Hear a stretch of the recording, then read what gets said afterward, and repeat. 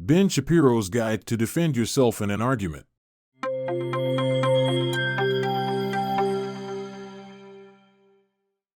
I'm going to share with you Ben Shapiro's 11 strategies that you can employ, regardless of which side of an argument you're on, even if you happen to be on the opposing side.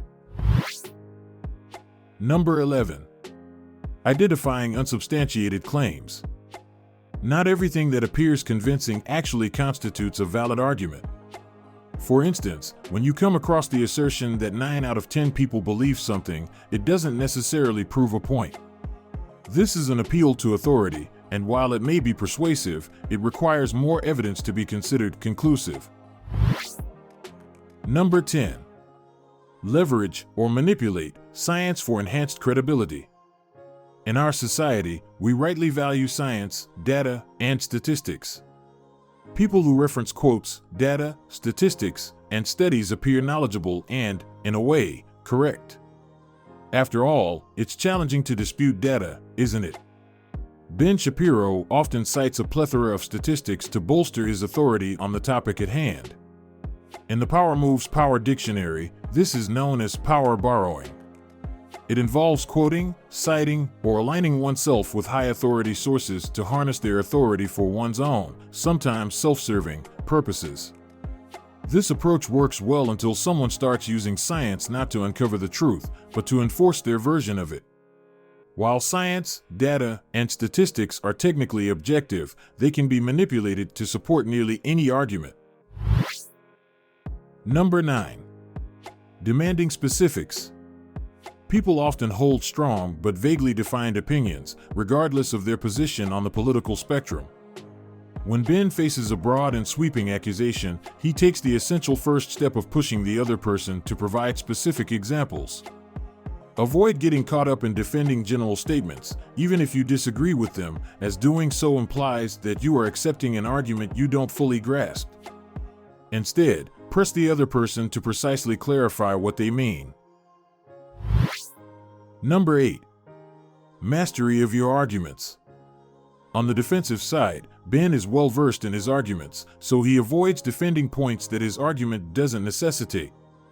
Acknowledging that you can and should agree with your debate opponent on certain points might seem obvious, but it can be challenging to do when you're being insulted.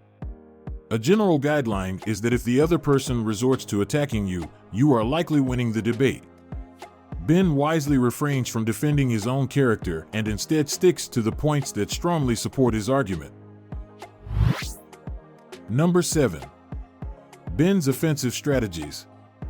One of the primary methods by which he outwits his opponents is through the use of hidden premises. Essentially, he introduces the exact point of contention as a given, skillfully using language to do so. A hidden premise presents a contentious point as an accepted fact. The content of such a hidden premise varies with each participant's position in the debate. Ben manages to insert a premise that most of his opponents would probably disagree with, but he does it in a way that goes unnoticed, leaving them stuck.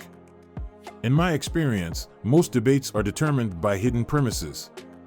By concealing the steps taken to reach our conclusions, we can arrive at them without the other person fully comprehending how they disagree with us, all while remaining stuck. If you want to win easily without having your ideas challenged, this is an effective tactic, even if you happen to be wrong. Number 6.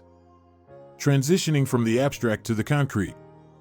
This works because a specific example often appears to prove the broader point that precedes it, even though a single example cannot establish a rule.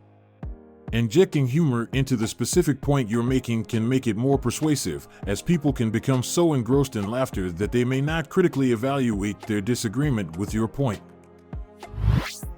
Number 5. Emphasizing conditions for agreement. When done genuinely, this is a commendable method for building consensus and resolving a debate.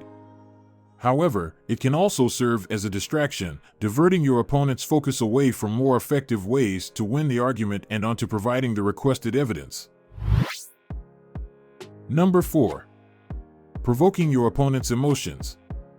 If someone tells me that I've hurt their feelings, I say, well, I'm still waiting to hear what your point is. Pointing out that an argument needs more than just emotion to be considered valid can disconcert other debaters, allowing you to segue into the third defensive tactic. Number 3. Convey confidence. Speak as though you're delivering a sacred truth. Ben Shapiro communicates with unwavering belief in his values, presenting them as unquestionable truths. This approach enables him to intimidate his opponents and wield significant influence. Speaking with unwavering confidence, as if delivering scripture, is highly effective in dismantling his debate opponents and rallying his followers. Most people have an innate tendency to follow charismatic leaders, a human bias that can benefit both dictators and charlatans, helping them amass large followings. It's crucial to recognize and account for this bias. Number 2. Appeal to emotion. If someone tells me that I've hurt their feelings, I say, well, I'm still waiting to hear what your point is. Pointing out that an argument needs more than just emotion to be considered valid can disconcert other debaters, allowing you to segue into the third defensive tactic. Number 1. Play the victim to conceal your aggressiveness. There's an interesting human tendency to believe that someone who has been victimized can't possibly be a victimizer themselves. This is contrary to how it often works.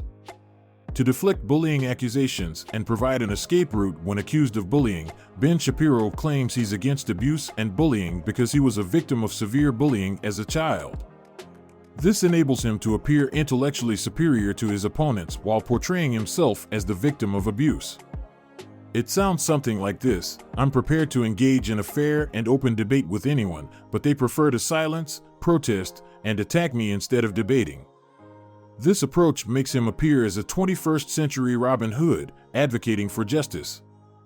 However, it's essential to use this technique carefully, as overdoing it can make you sound like a complainer or a powerless, submissive victim, which isn't conducive to dominating debates.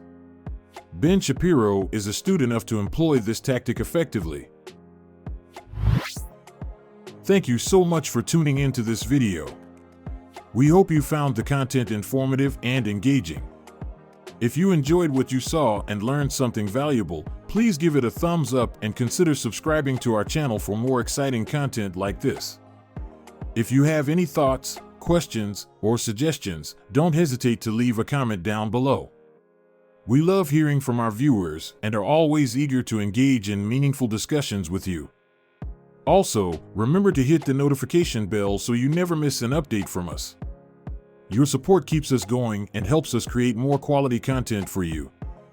And finally, if you'd like to stay updated with all our latest videos, be sure to follow us on our social media platforms and visit our website for additional resources related to today's topic.